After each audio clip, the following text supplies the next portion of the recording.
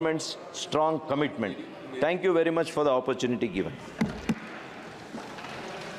माननीय सदस्यगण, जो भी बजट पर अपना लिखित भाषण देना चाहते हैं वे सभा पटल पर दे सकते हैं।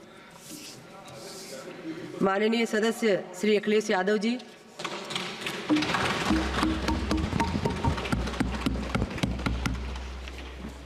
सभापति महोदया, मैं आपका बहुत धन्यवाद देना चाहता हूं कि आपने मुझे बजट 2024-2025 में बोलने का मुझे मौका दिया है।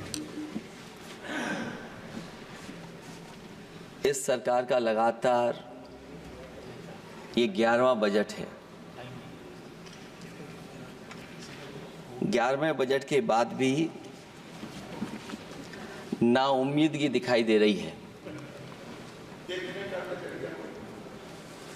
और सरकार में हैं तो सरकार के लोग तो अच्छी बात करेंगे ही, न केवल नाउम्मीदगी दिखाई दे रही है बल्कि जो चेहरों पे खुशी होनी चाहिए थी सरकार बनने के बाद, वो चेहरों पे उतनी खुशी नहीं दिखाई दी।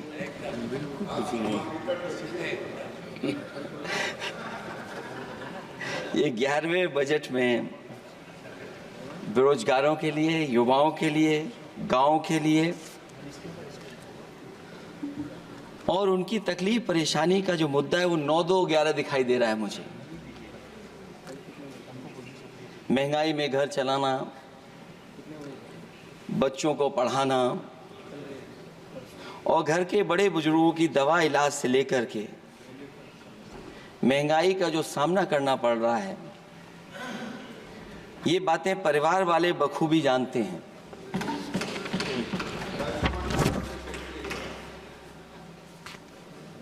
मैं जब सत्ता पक्ष के लोगों के जो आंकड़े देखता हूं और सुनता हूं, अगर इतना सब कुछ 10 साल में अच्छा हुआ है तो आप हंगर इंडेक्स में कहां खड़े हैं? अगर 10 साल बाद भी यही बात सत्ता पक्ष की तरफ से आएगी कि हम कहां खड़े हैं। आपने बड़ा सपना दिखाया make in India. Uttar Pradesh जैसे बड़े स्टेट से सबसे ज्यादा लोकसभा के सांसद चुने जाते हैं। हमें कोई बहुत बड़ा प्रोजेक्ट नहीं मिला, कोई बड़ा प्रोजेक्ट नहीं मिला, प्रधानमंत्री जी मिले हमें। और अगर कोई सभापति महोदय कोई बड़ा प्रोजेक्ट मिला हो 10 साल में, कोई आईआईएम मिला हो, कोई आईआईटी मिली हो और जो ट्रिपल आईटी किसी समय पर उत्तर प्रदेश को मिली थी, क्या उसमें क्या सहयोग सरकार की तरफ से हुआ है? न केवल ये संस्थाएं बल्कि गवर्नमेंट जो एजुकेशन की इंस्टीट्यूशंस हैं वो सेंट्रल की तरफ से कौन सी नई आ गई? मेडिकल के क्षेत्र में कोई बड़ा संस्था आई हो? जो 2 एम्स आए हैं, मुझे याद है कि रायबरेली का एम्स भी समाजवादी सरकार में जमीन दी गई, उसके परिणाम है कि वह एम्स बन गया। गोरखपुर में भी जो एम्स आया समाजवादी सरकार थी, जमीन दी गई तब एम्स आया। और जो एम्स आ भी गए हैं अगर वहां 2, क्या उनमें पर्याप्त इलाज मिल पा रहा है? केवल यही नहीं, मेक इन इंडिया सपना तो ये दिखाया गया था कि अगर प्राइवेटाइजेशन हो जाएगा तो नौकरियां मिल जाएंगी। कुछ हद तक तो बहुत सी चीजें प्राइवेटाइज हो गईं, लेकिन नौकरियां कम होती चली गईं। और जो सबसे बड़ा सवाल है, जो पीड़ित परिवार के लोगों को जो हक और सम्मान मिलता है, क्या ये सरकार वो दे पा रही है? टैक्स कलेक्शन में सपना दिखा रहे हैं कि हम यहां पहुंच गए हैं, आखिरकार एक्सपोर्ट क्यों कम होता चला जा रहा है? और हम जो ट्रेड डेफिसिट है उसको कैसे खत्म करेंगे?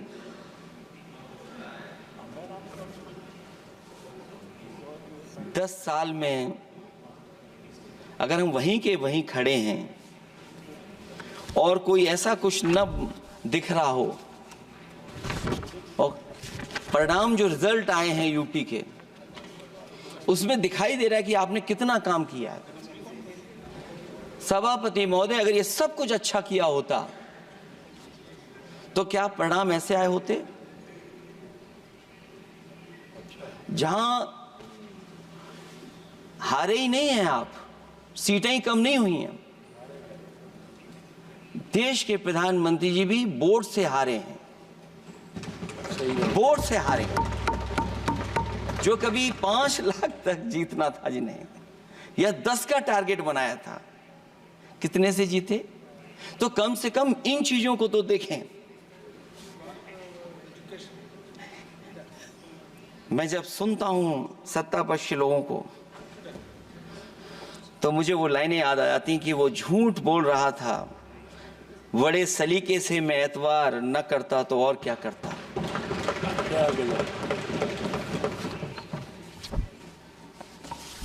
मुझे याद है कि देश के प्रधानमंत्री जी ने जनकपुर में एक झंडा दिखाया था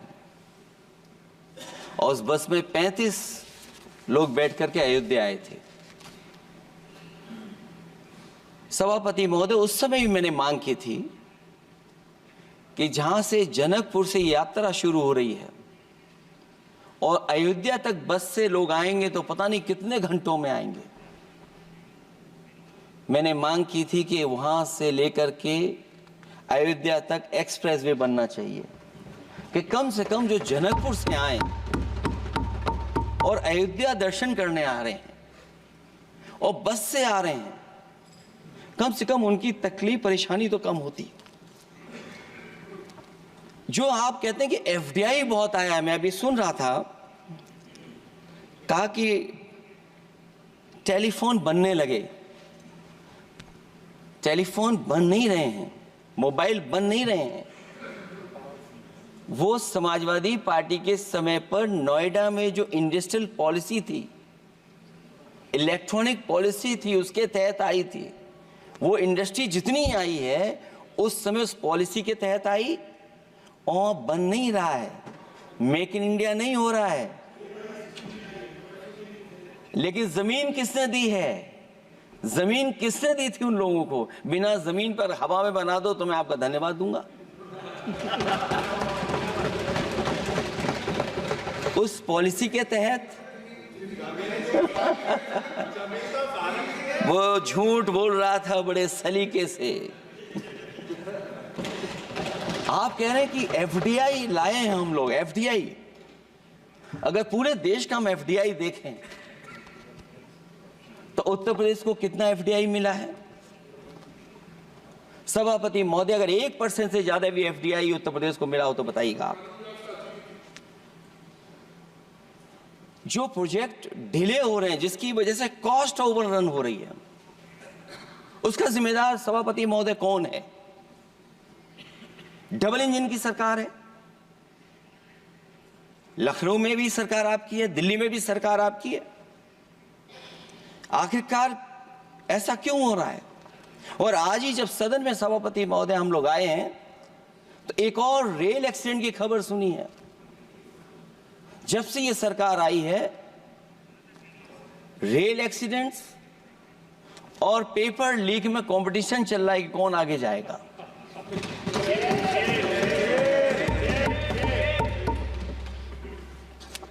मैं तो अखबारों में पढ़ता था सभापति महोदय कि तोड़ फोड़ करके ये सरकार बनाते हैं। अभी एक सदस्य पिछली बार वो तोड़ फोड़ कर करके शायरी भी बनाने लगे हैं। जो प्रोजेक्ट और जिस प्रोजेक्ट के लिए प्रधानमंत्री जी एयरफोर्स का सबसे बड़ा हवाई जहाज हरकुलिस विमान लेकर के आए थे और वो सड़क पर उतरे थे, वो एक्सप्रेस वे पर उतरे थे। मैं समझता हूं सभापति महोदया, यहाँ जितने माननीय सदस्य हैं सब ने देखा होगा और सब ने निर्देश के अनुसार उस पर ट्वीट भी किया होगा। वो जो एक्सप्रेस वे अगर किसी ने बनाया था सभापति महोदय, जो डिजाइन, टेक्नोलॉजी का पार्ट, अलाइनमेंट, वो समाजवादियों की देन थी, वो आपकी देन नहीं थी। ये बात मैं इसलिए कह रहा हूं सभापति महोदया, क्योंकि इस बजट में सरकार चलाने के लिए आपने पैकेज दिया है। हमें कोई नाराजगी नहीं है पैकेज देने की, आप पैकेज और दीजिए। लेकिन अगर आप बक्सर से भागलपुर एक्सप्रेस वे बना रहे हैं तो आप उत्तर प्रदेश के पूर्वांचल एक्सप्रेस वे को क्यों नहीं जोड़ रहे हैं? और मैं तो कहूंगा आपसे कि केवल अगर आप 25 किलोमीटर जोड़ देंगे, जहां पूर्वांचल एक्सप्रेस वे रुक गया था, केवल 25 किलोमीटर आप जोड़ देंगे तो दूसरे काम को अपना जो बनाते हैं, आप ये कह पाएंगे कि दिल्ली से लेकर के आपने भागलपुर तक एक्सप्रेस वे दिया है। हाँ जी, वो अभी से नहीं, बहुत पहले से बन रहा है। बहुत पहले से बन रहा है। मैं ये नहीं कहना चाहता कि क्या दिया आपने, मैं ये कहता हूं कि अगर आप बक्सर से भागलपुर एक्सप्रेस वे दे रहे हैं केवल बिहार के लोगों को खुश करने के लिए, मैं उससे सहमत हूं कि आप बिहार की तरक्की के लिए एक्सप्रेस वे दें, लेकिन जो पखनपुरा, जो आखिरी गांव है जहां पर छूट गया है, वहां से आप क्यों नहीं जोड़ रहे हैं? और हमारे स्टेट के लिए आप कोई नया एक्सप्रेस वे क्यों नहीं दे रहे हैं? आप हमारे लिए क्यों नहीं दे रहे हैं एक नया एक्सप्रेस वे? आप दिल्ली के बजट से दे रहे हैं, आप यूपी अपने बजट से बना रहा है। आप बताइए कोई यूपी को आपने एक्सप्रेस वे दिया हो? कोई एक्सप्रेस वे नहीं दिया। और मैं तो कहूंगा, और याद दिलाइएगा अपनी सरकार को, एक बुंदेलखंड एक्सप्रेस वे बना था, अभी बताएंगे आपको उसका भी। सभापति महोदय, एक बुंदेलखंड एक्सप्रेस वे दिया सरकार ने, उत्तर प्रदेश सरकार ने, वो दिल्ली के बजट का नहीं है। मैं मांग कर रहा हूं कि दिल्ली के बजट से कोई एक्सप्रेस वे मिलना चाहिए। जो बुंदेलखंड एक्सप्रेस वे दिया, प्रधानमंत्री जी उद्घाटन कर करके वापस लौटे। अब रिपेयर का पैसा कौन देगा? वो आज भी रिपेयर मांग रहा है। सभापति महोदय, कोई कल्पना कर सकता है कि नया एक्सप्रेस वे बना हो जिसका प्रधानमंत्री जी ने उद्घाटन किया हो, वो आज रिपेयर मांग रहा हो? और वो एक्सप्रेस वे 6 लेन नहीं है, वो 4 लेन है। मैं इसमें भी सुझाव देना चाहता हूं, ये जो बुंदेलखंड वाला एक्सप्रेस वे है, ये अभी 15,000 करोड़ से ज्यादा का बना है स्टेट गवर्नमेंट का। इसको मुनाफा नहीं हो रहा, टोल कलेक्शन नहीं है बहुत ज्यादा। इसको सतना से जोड़ दिया जाए और बुंदेलखंड जहां से शुरू हो रहा है हमारे डिस्ट्रिक्ट इटावा से कम उसको हरिद्वार तक ले जाना चाहिए। अगर हरिद्वार से लेकर के सतना लोग चले जाएंगे तो शायद बुंदेलखंड के लोगों को भी लाभ होगा। और सबसे बड़ी बात है सभापति महोदय, दिल्ली और लखनऊ मिलकर के उन एक्सप्रेस वे की सेफ्टी से और उसकी डिजाइन से खिलवाड़ कर रहे हैं। जो इंडियन रोड कांग्रेस कहती है, जो डॉक्यूमेंट कहता है, वो ये कहता है कि मीडियन सड़क का 12 मीटर से लेकर के 14 मीटर होना चाहिए। आप जाकर के देख के आइए, जो पूर्वांचल वाला बना है उसका मीडियन कितना है? क्या भविष्य में आपने चलने वालों की सेफ्टी के साथ खिलवाड़ की है कि नहीं की है? ये आपको विचार करना पड़ेगा। जिस समय लद्दाख और चीन को लेकर के सवाल उठा था सभापति महोदय, उस समय पॉलिटिकल पार्टी से सुझाव मांगे गए थे और सुझाव ये मांगे गए थे कि आप क्या सुझाव देना चाहते हैं। तो उस समय जो सुझाव समाजवादी पार्टी ने दिया था, वो सुझाव ये था कि लिपू लेक से लेकर के आपके ग्वालियर तक 6 लेन हाईवे बनना चाहिए। कभी जरूरत पड़ने पर सीमाओं पर हमारी फौज का आना जाना जल्दी हो जाए। और मुझे याद है, जो अखबारों में मैंने पढ़ा था, सरकार ने उसको स्वीकार कर लिया था कि 6 लेन हाईवे बनेगा वो। लेकिन जब टेंडर की बात आई तो सुनने में आया कि वो 4 लेन बनने जा रहा है। और अभी जब वो काम हो रहा है, जब काम मैंने दोबारा उसको देखा तो पता लगा कि डबल लेन पेव शोल्डर बन रहा है। सोचिए कहां 6 लेन बनाने की बात थी, आप डबल लेन पेव शोल्डर बना रहे हैं। और पता नहीं कौन उस हाईवे को डिजाइन किसने किया है डिजाइन, कि जितने भी कस्बे उसके आसपास पड़ रहे हैं, कस्बे वाले अब नाला कहां से बनाएं, घर ऊंचा करें कि सड़क को तोड़ें। बहुत सारे कस्बों को वो समस्या के संकट में डाल दिया है सरकार ने।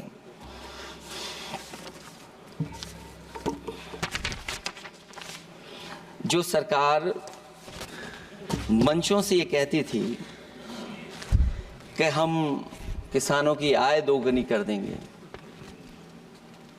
आज तो 11 साल हो गए सरकार को। किसान की आय दोगुनी हो गई क्या, सरकार बताए? और अभी मैं बहुत सारे माननीय सदस्यों को जब सुनता हूं तो वो कहते हैं कि हम एमएसपी दे रहे हैं। अगर आप एमएसपी दे रहे हैं तो उसकी कानूनी गारंटी क्यों नहीं दे रहे हैं आप कानूनी गारंटी दीजिए। और फिर कई बार सुनने को मिलता है कि हॉर्टिकल्चर क्रॉप्स के लिए आप क्या कर रहे हैं, उसके एमएसपी की कब तैयारी करेंगे आप? और फिर आय दोगुनी में आप कितना देंगे किसान को? जो पिछले बार बजट में कहा गया था कि एग्रीकल्चर इंफ्रास्ट्रक्चर के लिए 1 लाख करोड़ देश को मिलेगा। अगर 1 लाख करोड़ देश को मिला होगा एग्रीकल्चर इंफ्रास्ट्रक्चर को, तो कम से कम यूपी का शेयर कुछ तो रहा होगा। सभापति महोदय, सरकार ने अगर एक भी मंडी बनाई हो तो बता दें। हाँ, ये अलग बात है कि अगर आप कोई चीज सुधारने के लिए कोई परिवर्तन कर रहे हैं, स्टोरेज के लिए किसी को पहले ही बता दे रहे हैं, वो बात अलग है। लेकिन किसान कहां जाएगा जहां उसको रेट मिलेगी?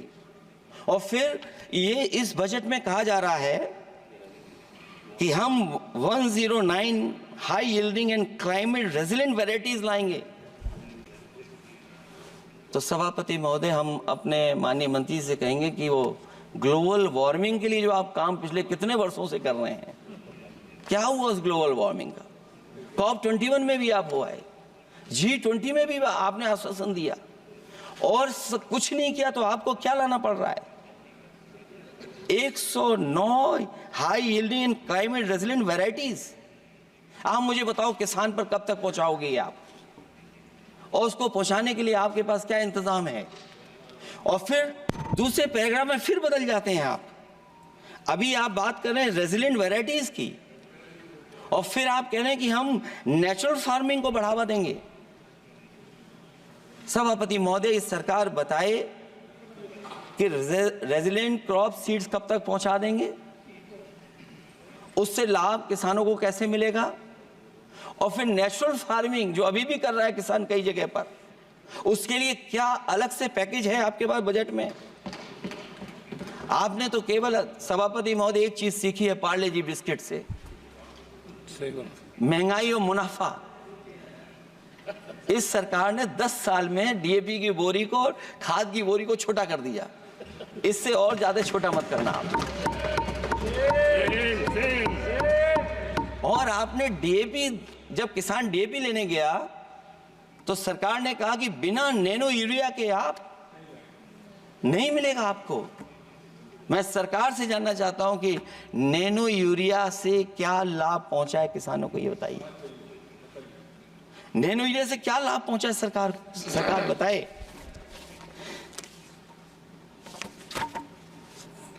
हमारे यहां बड़े बड़े आयोजन हुए सभापति महोदय,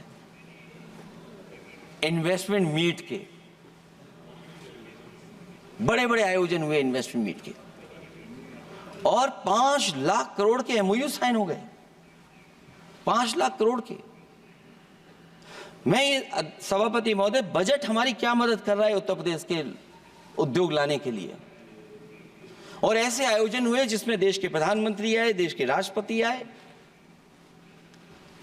और देश के जितने बड़े उद्योगपति सब आए थे। लेकिन आज यूपी को क्या मिला वहां पर? किसानों के लिए एग्रीकल्चर सेक्टर में बड़े बड़े एमओयू हुए, लेकिन आज जमीन पर कुछ नहीं दिखाई दे रहा है। मुझे याद है समाजवादी सरकार में, क्योंकि देश का सबसे ज्यादा उत्पादन दूध का अगर कहीं हो रहा है तो उत्तर प्रदेश में हो रहा है, और उस उत्पादन को बढ़ावा देने के लिए और इन्वेस्टमेंट लाने के लिए उस समय की सरकार ने फैसला लिया कि अगर बाहर से भी कोई डेयरी या डेयरी प्लांट लगाना चाहेगा तो उसमें सरकार सहयोग करेगी। और परिणाम ये हुआ कि गुजरात की 3 अमूल प्लांट लग गए यूपी में। तो मैंने उद्घाटन किए, एक डेयरी से हुआ तो देश के प्रधानमंत्री जी ने किया, लेकिन उसके बाद कोई नया प्लांट आया हो तो बता दें। जो अमूल से पुरानी संस्था है, क्या उसका सहयोग कुछ करेंगे आप लोग? क्या आप पराग का सहयोग करेंगे कुछ? न केवल दूध उत्पादन में उत्तर प्रदेश आगे है, बल्कि चीनी में और गन्ने की पैदावार में भी कभी आगे कभी पीछे होता है। किसानों को भरोसा दिलाया गया था कि उनकी भी आय दोगुनी हो जाएगी, उनको भी बहुत सुविधाएं दी जाएंगी, बिजली फ्री दी जाएगी। सभापति महोदया, उन्हें फ्री बिजली नहीं दी सका। ये आश्वासन था आपका। और आज अगर उत्तर प्रदेश पिछड़ इसलिए रहा है क्योंकि सबसे महंगी बिजली अगर कहीं कोई पा रहा है तो उत्तर प्रदेश पा रहा है। और मुझे याद है, क्योंकि बात ये मुझे इसलिए कहना चाहिए, बीजेपी के एक विधायक जो सबसे बुजुर्ग थे, वो देश के प्रधानमंत्री जी के क्षेत्र में बिजली 24 घंटे आए, उसके लिए वो धरने पे बैठ गए थे। वहां के अधिकारियों ने कहा कि बुजुर्ग हैं, इनका स्वास्थ्य बेहतर नहीं है, इनका धरना आप उठवा दीजिए। मैंने सभापति महोदय उनको बुलाया, मैंने उनकी बात सुनी। उन्होंने कहा कि प्रधानमंत्री जी के क्षेत्र में 24 घंटे बिजली होनी चाहिए। उसी दिन मैंने फैसला ले लिया कि प्रधानमंत्री के क्षेत्र में 24 घंटे रहेगी बिजली। और मैंने उससे मांग की सभापति महोदय कि उत्तर प्रदेश देश के प्रधानमंत्री को बनाने में सबसे बड़ा सहयोग किया है, इसका कम से कम बिजली का कोटा तो बढ़ जाए यूपी का। वो 8 साल हो गए, उत्तर प्रदेश ने देश के प्रधानमंत्री को तो दे दिया, लेकिन अभी तक बिजली का कोटा नहीं बढ़ा। हमें उम्मीद है 11 शुभ होता है, इस 11वें बजट में कुछ तो सुविधाएं ऐसी उत्तर प्रदेश को दी जाएंगी जिससे वहां के लोगों को लाभ पहुंचे, मदद पहुंचे।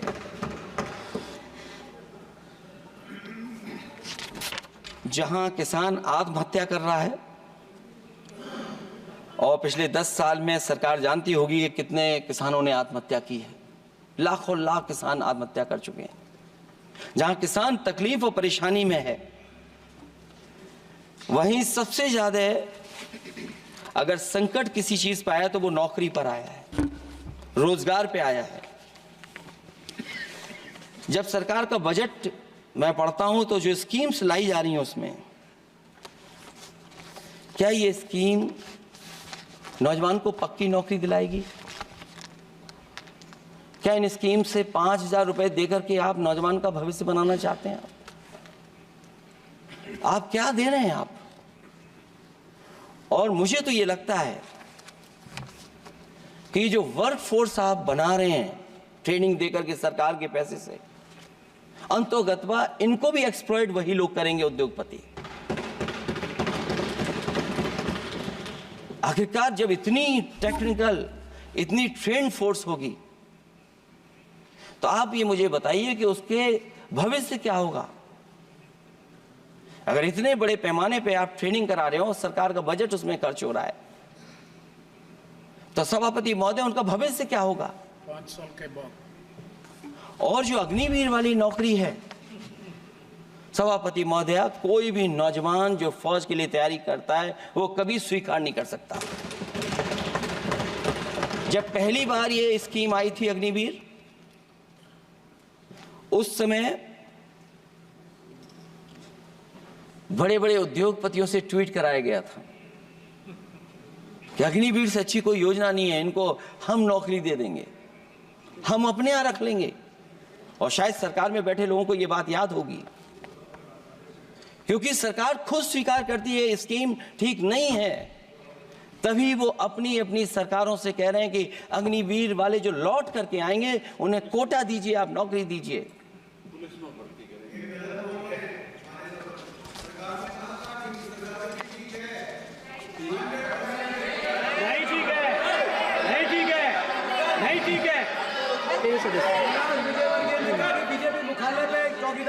सभापति महोदया, मैं बैठ जाता हूं, आप खड़े होकर के कह दीजिए अग्निवीर व्यवस्था अच्छी है। मैं इस सभा में खड़े होकर कहता हूं, उस राज्य से तो हिमाचल प्रदेश से जिसने पहला परमवीर चक्र विजेता मेजर सोमनाथ शर्मा दिए, कारगिल के युद्ध में सबसे ज्यादा शहीद होने वाले हिमाचल प्रदेश के वीर नौजवान थे। 4 परमवीर चक्र विजेता हुए, उसमें से 2 कैप्टन विक्रम बत्रा और सूबेदार संजय कुमार हिमाचल प्रदेश से हुए। और मैं कहता हूं, जी हां, जो लंबे समय से मांग थी 1 रैंक 1 पेंशन की किसी सरकार ने पूरी नहीं की, वो नरेंद्र मोदी जी की सरकार ने यहां पर पूरी की है। और मैं एक बात और कहता हूं, अखिलेश यादव जी सुन ले, अग्निवीर में 100% एम्प्लॉयमेंट की गारंटी है और रहेगी। माननीय सदस्य साहब अपनी बात। सभापति महोदया, जो मैंने बहुत छोटा सवाल पूछा था, मैं दूसरी बात कहता हूं, अगर ये जो बात आप कह रहे हो, तो आपको जरूरत क्यों पड़ रही कि आपको उत्तर प्रदेश में और प्रदेशों में कोटा देना पड़ रहा है 10%? सभापति महोदया, बैठिए। सभापति महोदय, जहां तक परमवीर, रुक जाइए,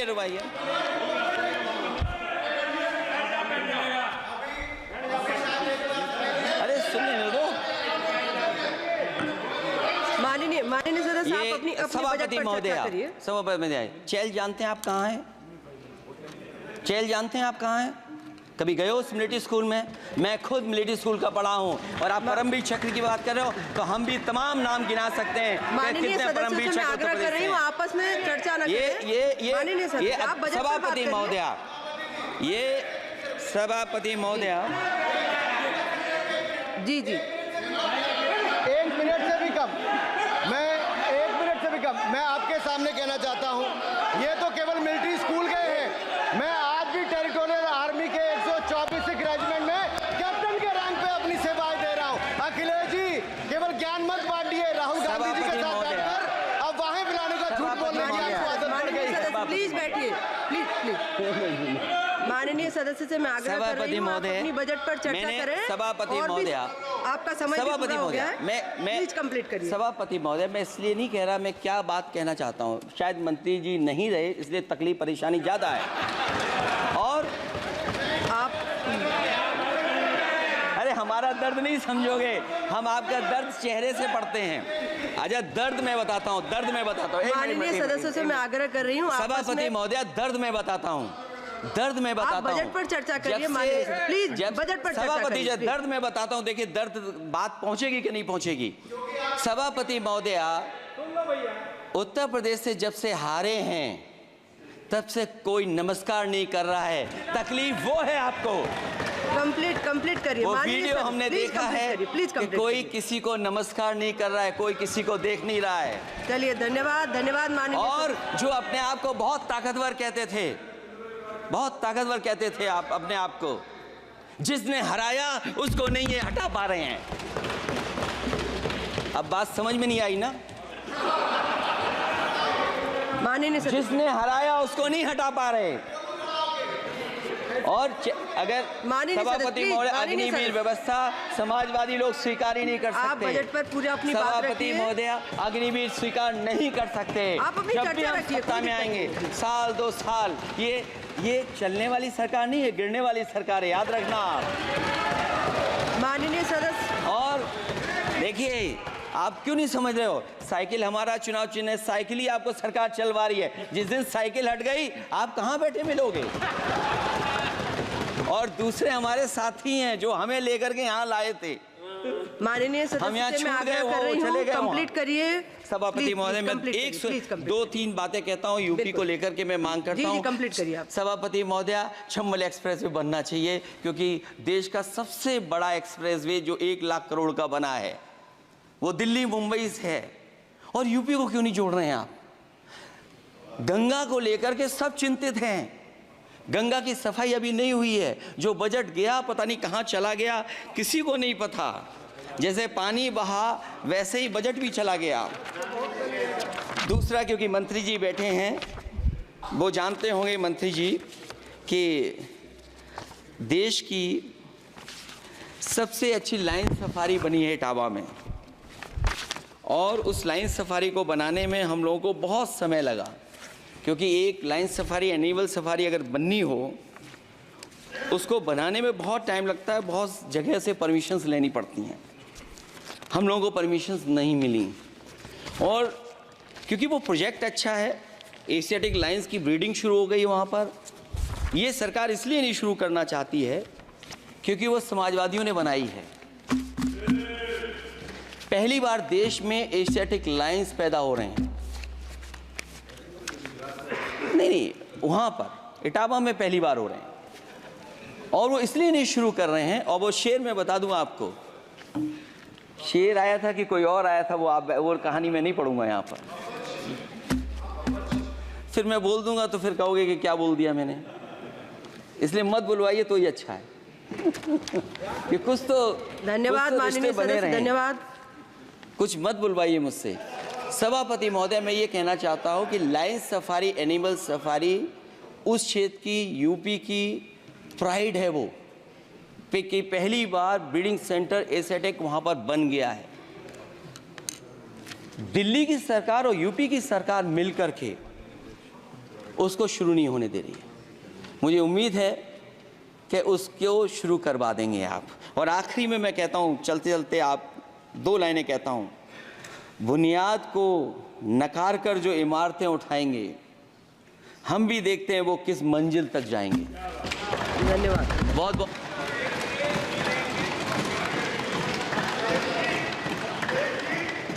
अखिलेश जी, कुछ ज्ञान माननीय विपक्ष के नेता को भी दे दीजिए।